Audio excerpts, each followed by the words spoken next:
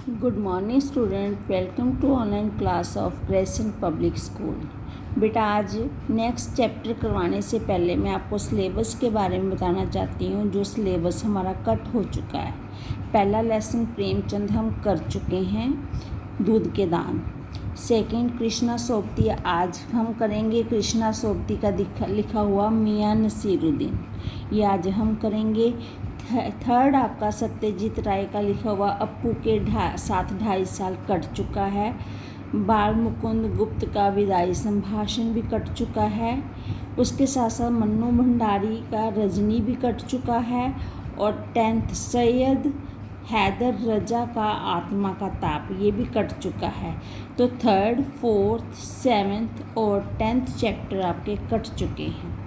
इसके साथ साथ अगर हम काव्य खंड की बात करें तो 1st and 2nd पोएम हम कर चुके हैं, कबीर और मीराबाई। और इसके साथ साथ जो आपके चैप्टर्स हैं उसमें राम नरेश त्रिपाठी जी कट चुका है, त्रिलोचन जी कट चुके हैं, अक महादेवी वर्मा का कट चुका है और अवतार सिंह। 4 आपकी पोएम और 4 ही आपके लेसन कट चुके हैं। बाकी सिलेबस में 2 हमारी पोएम हो चुकी हैं। आज हम 2nd चैप्टर करने जा रहे हैं, कृष्णा सोबती जी का लिखा हुआ मियाँ नसीरुद्दीन। कृष्णा सोबती जी का जन्म 1925 ईस्वी में गुजरात में हुआ था। तो ये एक प्रसिद्ध लेखिका रही हैं, जिन्होंने अपनी ज़िंदगी के कई एक्सपीरियंस अनुभव को हमारे साथ शेयर किया है। तो एक बार वो कहीं से गुजर रही थी, वहाँ से जाते हुए उन्हें थप थप रोटियां लगाने की आवाज़ आती है। तो वो रोटियां लगाने की आवाज़ सुनकर उस तरफ जाती हैं और देखती हैं कि वहाँ पर एक रोटी बनाने वाली दुकान है, जिसमें मियाँ नसीरुद्दीन जी रोटी बना रहे हैं। ये एक संस्मरण है। संस्मरण मीन्स जो किसी की याद में लिखा जाता है। संस्मरण विधा में लिखा गया है, जो किसी की याद में लिखा जाता है। तो कृष्णा सोबती काफ़ी जिंदा दिल इंसान थी। उनकी प्रमुख रचनाएं जिंदगी नामा, दिलो दानिश, ए लड़की, समय सरगम उपन्यास है, ये नॉवल है, डार की बिछड़ी, मित्रों रजनी, बादलों के घेरे, सूरजमुखी अंधेरे के काव्य संग्रह है, ये कहानी संग्रह है। हम हशमत शब्दों के आलोक में शब्द चित्र संस्मरण है। तो इस प्रकार से काफ़ी अच्छी लेखिका रही हैं और इन्हें कई सारे साहित्य अकादमी सम्मान से पुरस्कृत किया गया है। हिंदी अकादमी का श्लाघा सम्मान मिला है। साहित्य अकादमी की महत्तर सदस्यता सहित अनेक राष्ट्रीय पुरस्कारों से सम्मानित किया गया है। इन्होंने अपनी भाषा में संस्कृतनिष्ठ तथ्यसम शब्दों का प्रयोग सफल रूप से किया है। उर्दू का बांकापन भी है इनके शब्दों में, पंजाबी का जिंदा दिली भी है। ये साथ मिलकर, तीनों ही भाषाएं साथ मिलकर एक रोचक रचना बनती है, जिनका सफल प्रयोग कृष्णा सोबती जी की उपन्यासों में या कहानियों में हम देख पाते हैं। तो कृष्णा सोबती जी ने मियाँ नसीरुद्दीन जी पाठ लिखा है। मियाँ नसीरुद्दीन जी एक खानदानी नानबाई थे।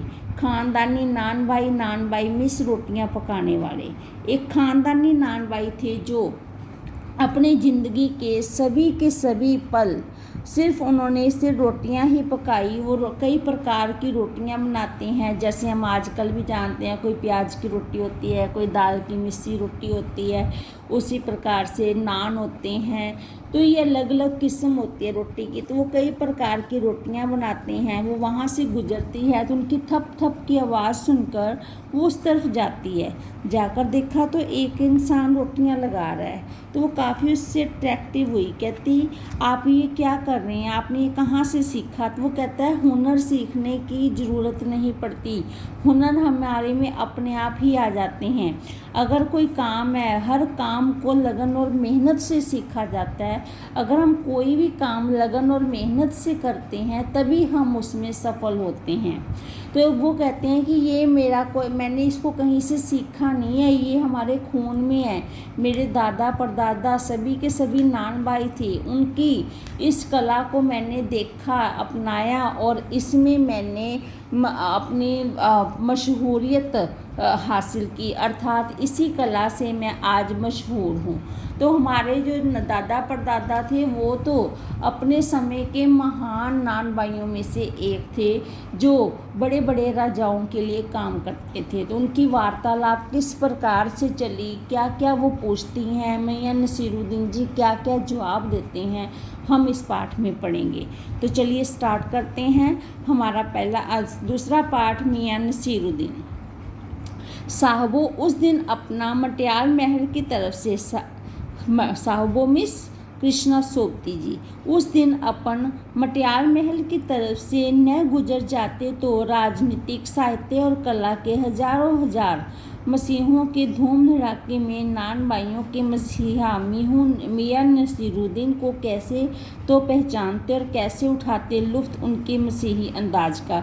वो कहती है कि अगर उस दिन वो मटियाल महल की तरफ से ना गुजरती तो अगर साहित्य में और कला के हजारों मसीहों के धूम धड़ाके में वो मिल चुकी है, हजारों मसीहाओं से मिल चुकी है, तो वो नान भाइयों के मसीहा मियां नसीरुद्दीन जी से कैसे मिल पाती।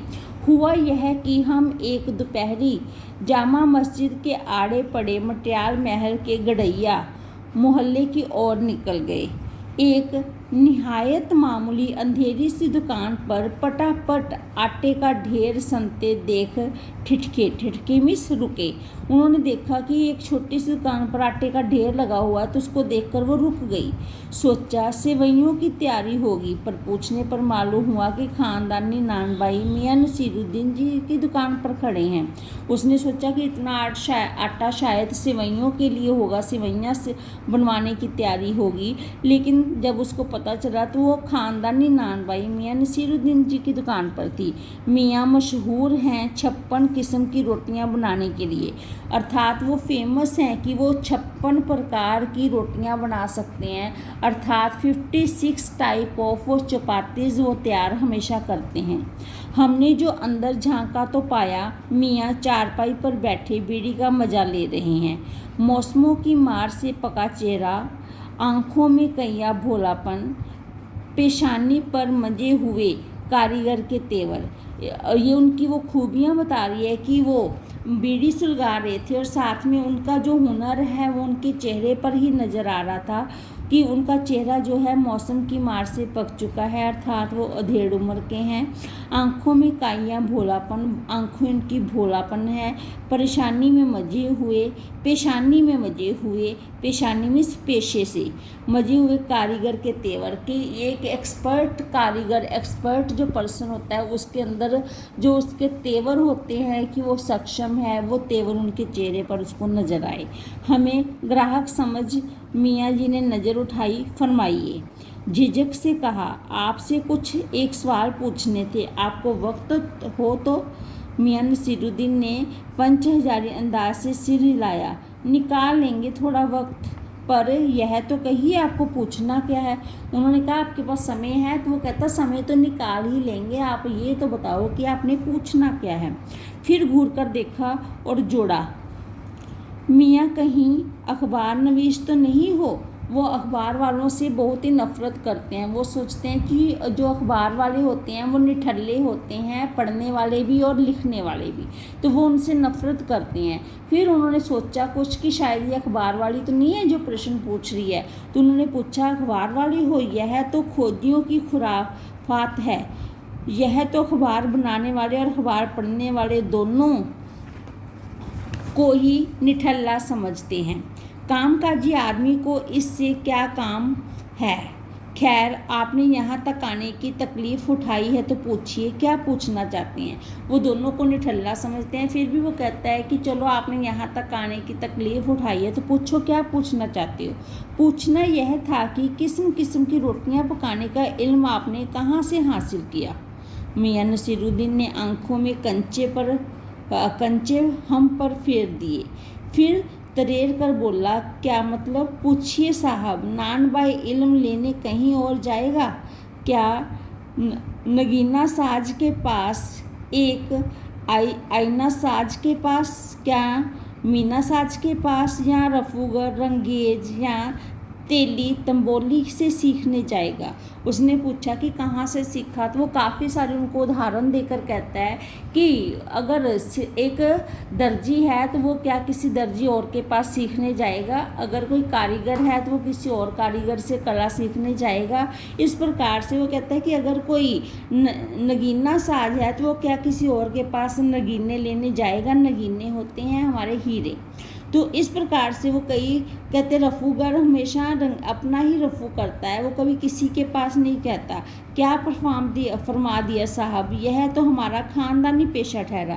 वो कहता है कि ये हमारा ख़ानदानी पेशा है, और ख़ानदानी जो पेशा होता है उसको सीखने के लिए कहीं बाहर नहीं जाया जाता, वो हमें घर पर ही बचपन से देखते देखते अपने आप ही आ जाता है। हाँ, इल्म की बात पूछिए तो जो कुछ भी सीखा हमने अपने वालिद मीन्स पिता, वालिद उस्ताद से ही। मतलब यह है कि हम घर से न निकले कि कोई पेशा अख्तियार करेंगे, हम घर से कोई पेशा अख्तियार करने के लिए निकले ही नहीं। जो बाप दादा का हुनर था उसने पाया, और वालिद मरहूम के उठ जाने पर आ बैठे उन्हीं के ठिये पर। वो कहता है कि इसे हम सीखने कहीं नहीं गए, जो बाप दादा का एक ठिया था, ठिया होता है अड्डा था, वहाँ पर हमने उसको सीखा। और जब वो वालिद उठ गए, मरहूम मिस मरे हुए, जब वो उठ गए तो उनके ठिये पर ही हम आकर बैठ गए। आपके वालिद कृष्णा सोबती जी पूछती है। मियां नसीरुद्दीन की आंखें लम्हा भर तो किसी भट्ठी में गुम हो गई, अर्थात वो अपने पिता की यादों में खो गए। ऐसा लगा कि उनकी आंखें जो हैं भट्ठी में खो गई हों, लगा गहरी सोच में हैं। फिर सिर हिलाया, क्या आंखों के आगे चेहरा जिंदा हो गया? हाँ, हमारे वालिद साहब मशहूर थे मियाँ बरकत शाही नानबाई गड़ैया वाले के नाम से। तो उसने पूछा कि क्या अपने पिता की याद में आंखें मशरूम हो गई हैं, अर्थात आप उसमें गुम हो गए हैं? तो उसने कहा हाँ, मेरे पिताजी बरकत शाही नानबाई गड़ैया वाला के नाम से प्रसिद्ध थे, और उनके वालिद यानी कि हमारे दादा साहिब थे आला नानबाई मियाँ कल्लन। तो इस प्रकार से वो अपने दादा और पिता का नाम बताता है। दादा का नाम बरकत शाही नानबाई गड़ैया वाला, और दादा का नाम नानबाई मियाँ कल्लन। आपको इन दोनों में से किसी की भी कोई नसीहत याद हो कि नसीहत होता है शिक्षा। वो कहते हैं कि आपको इनकी कोई शिक्षा याद है? नसीहत काहे तो मियाँ काम करने से आता है, नसीहतों से नहीं। हाँ, वो कहता है कि नसीहत काहे की मियाँ, काम तो काम करने से आता है, नसीहतों से काम नहीं आता। हाँ, बजा फरमाया है, पर यह तो बताइए कि आप हमने भट्ठी की ओर इशारा किया। इस काम पर लगे तो वालिद साहिब ने सीख के तौर पर कुछ तो कहा होगा। वो कहती है कि ये भट्ठी में इतनी आग जलती है, जब आपने काम शुरू किया तो आपके पिता ने कुछ तो कहा होगा। तो नसीरुद्दीन साहिब ने जल्दी 2-3 कश खींचे मीन्स वो जो बीड़ी या सिगरेट जो भी पी रहे थे उसके कश खींचे, फिर गला साफ किया और बड़े अंदाज से बोले, अगर आपको कुछ कहलवाना ही है तो बताइए, बता दिए देते हैं। आप जानो, जब बच्चा उस्ताद के यहाँ पढ़ने बैठता है तो उस्ताद कहता है कह अलिफ, बच्चा कहता है अलिफ, कह बे, बच्चा कहता है बे, कह जीम, बच्चा कहता है जीम। इस बीच उस्ताद जोर का एक हाथ सिर पर धरता है और शागिर्द चुपचाप परवान करता है। समझे साहिब, एक तो पढ़ाई ऐसी और दूसरी बात बीच में ही छोड़ सामने से गुजरते मीर साहिब को आवाज़ दे डाली, कहो भाई मीर साहिब, सुबह न आना हुआ है पर क्यों, सुबह तुम्हारा आना क्यों नहीं हुआ। बीच बीच में वो अपने जो सामने से गुजर रहे हैं आने जाने वाले, उनसे भी बात करते हैं ताकि ये भी दिखा सके कि उनकी लोगों के साथ काफ़ी बनती है। तो इस प्रकार से वो बीच में ही ये बात छोड़कर वो कहते हैं कि शागिर्द को जो सिखाया जाता है वो वही सीखता है, और अगर नहीं सीखता तो उसके सिर पर एक आती है। उसी प्रकार से पिताजी ने जो सिखाया वो मैंने सीखा। मीर साहिब ने सिर हिलाया। मियाँ अभी लौट के आते हैं तो बतावेंगे, और आप दूसरी पढ़ाई की बाबत कुछ कह रहे थे ना। तो इस प्रकार से वो कहते हैं कि हम बाद में आकर बताएंगे। तो तब वो पूछती हैं आप दूसरी पढ़ाई की बारे में कुछ कह रहे थे ना। इस बार मियाँ नसीरुद्दीन ने यूँ सिर हिलाया कि सुकरात हो। हाँ, एक दूसरी पढ़ाई भी होती है, सुनिए। अगर बच्चे को भेजा मदरसे तो बच्चा, मदरसे होते हैं स्कूल, मदरसे स्कूल, तो बच्चा न कच्ची पे बैठा ना बैठा वह पक्की में। कच्ची पक्की क्लास होती है, इट मीन्स फर्स्ट सेकंड, ना दूसरी में। और जब बैठा तीसरी में हम यह पूछेंगे कि उन 3 जमातों का क्या हुआ उन 3 क्लासों का। अगर वो पहली में नहीं बैठा, दूसरी में नहीं बैठा, तो तीसरी में बैठ जाता है। तो हम पूछते हैं कि जो उसने पीछे छोड़ दी क्लासें तो उनका क्या हुआ। तो अपना ख्याल था कि मियाँ नसीरुद्दीन नानबाई अपनी बात का निचोड़ भी निकालेंगे, पर वह हम ही पर दागते रहे। आप ही बताइए उन 2-3 जमातों का हुआ क्या। हमने सोचा कि वो इसका जवाब देंगे, इसका निचोड़ बताएंगे, लेकिन वो खुद ही हमारे से सवाल पूछते हैं कि आप बताइए कि क्या हुआ होगा। यह बात मेरी समझ के तो बाहर है। एक बार शाही नानबाई मीरा कल्लन के पोते अपने बचे खुचे दांतों से खिलखिला के हंस दिए। मियाँ कल्लन के पोते इट मीन्स मियाँ नसीरुद्दीन खिलखिलाकर हंस दिए, क्योंकि वो बूढ़े हो चुके थे, कुछ ही दांत उनके बचे थे। खिलखिलाकर हंसते हैं, मतलब मेरा क्या साफ न था। लो साहिबा, अभी साफ हुआ जाता है, ज़रा ही देर में मान लीजिए। वो कहता है कि अगर मतलब साफ नहीं हुआ तो मैं उसको अभी साफ कर देता हूँ। हम बर्तन धोना न सीखते, हम भट्टी बनाना न सीखते, भट्टी को आँच देना ना सीखते, तो क्या हम सीधे सीधे नानबाई का हुनर सीख जाते। वो कहता है कि कोई भी बात को सीखने के लिए उसकी हर चीज़ सीखनी पड़ती है। अगर हम नानबाई हैं तो सीधे नानबाई नहीं बने, उससे पहले हमने बर्तन धोने सीखे हैं, उससे पहले हमने भट्टी बनानी सीखी है, भट्टी में आग जलानी सीखी है, तब जाकर हम नानबाई बने हैं। अर्थात सीधा नानबाई नहीं बना जाता, पहले उससे संबंधित सारे कार्य सीखे जाते हैं। मियाँ नसीरुद्दीन हमारी और कुछ ऐसे देखा किए कि उन्हें हमसे जवाब पाना हो। वो हमसे ऐसे देख रहे थे कि जैसे मुझसे कोई जवाब पाना चाहते हैं। फिर बड़े ही मज़े अंदाज से कहा, मंझे अंदाज से मीन्स बड़े ही रोचक अंदाज से कहा, कहने का मतलब साहिब यह है कि तालीम की भी बड़ी चीज़ होती है।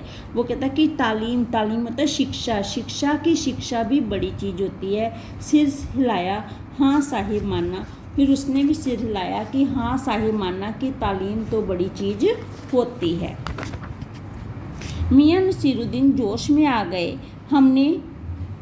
हमने न लगाया होता खोमचा तो क्या आज हम यहाँ बैठे होते। खोमचा होता है जो उनकी दुकान है, इट मीन्स जिसके ऊपर एक कपड़ा सा लगा दिया जाए तो उसको कहता है खोमचा।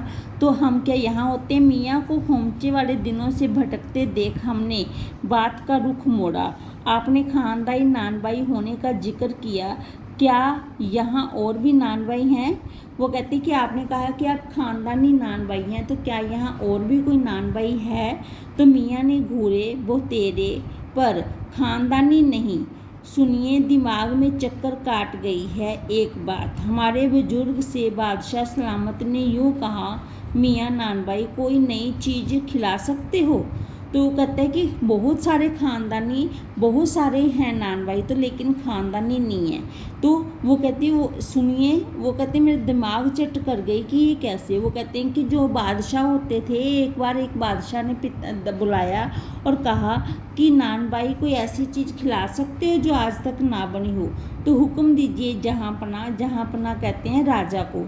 तो वो कहते हैं जहाँपनाह हुक्म दीजिए। बादशाह सलामत ने फरमाया कोई ऐसी चीज़ बनाओ जो ना आग से पके ना पानी से बने।